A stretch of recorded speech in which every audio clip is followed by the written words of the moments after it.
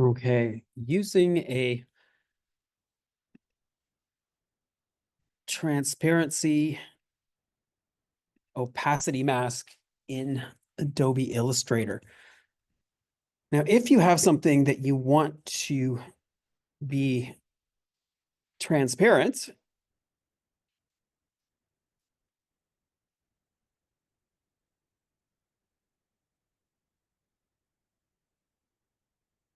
then to the back.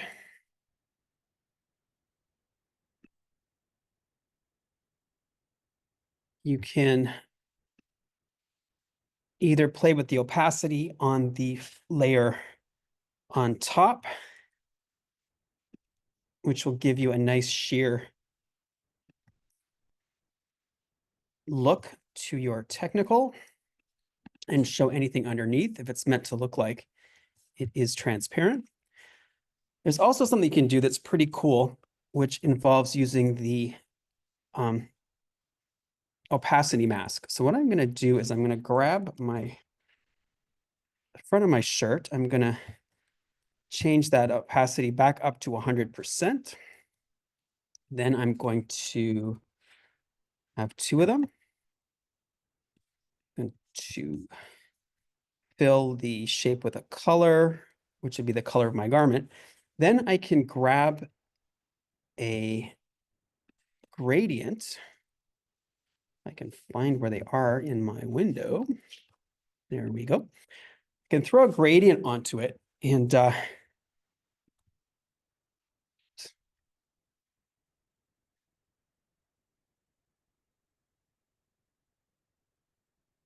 play around with my slider a little bit to show light where it goes from light to dark. And the more you see of your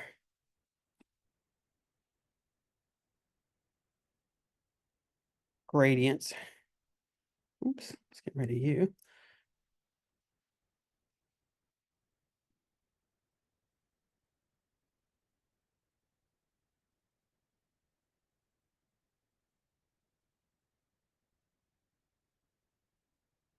There we go.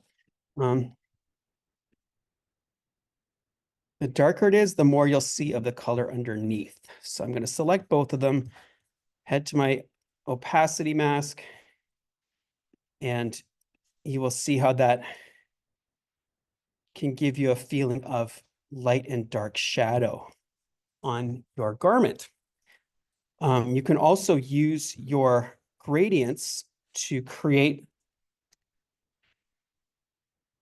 I'm going to release my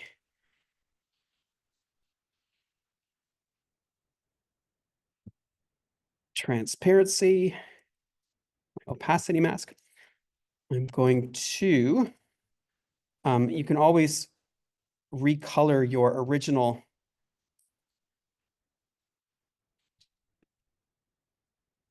gradient to the actual color of the garment. And another cool thing you can do is to throw in a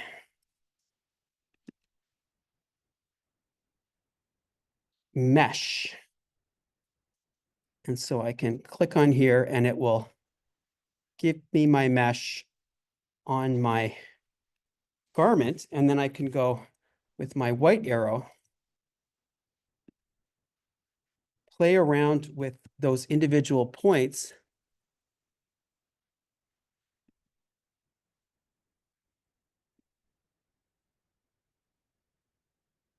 for shaping. And then I can white arrow,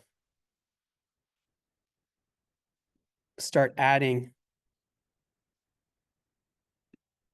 some value that's lighter to get a feeling of lights and darks happening on your actual garment, and it'll have more flow, more shaping than you would have otherwise if it was just a standard right to left gradient. So we can add in some variety. We can have some lights and darks happening within this design to simulate lights and shadows. right? And so you've got more play in terms of the kind of rendering you want to do. And you can always go back in. I don't love that particular color. I can, try to get something more exactly what I like. I can also lay the, oops, make sure you're using black arrow, not everything else. I can lay the pattern piece on top, arrange, bring to front, that has that gradient mesh on it, select both, and then use it to make an opacity mask as well. Okay, which would give you more coloring and shaping like it was on the garment itself. Like that. All right. So those are all tools where we can get a little more control and kind of realistic feeling happening with our drawings. Arrange, bring to front. And you can go in and recolor as you will. So that is using a combination of the gradient mesh tool as well as the opacity mask tool in Adobe Illustrator.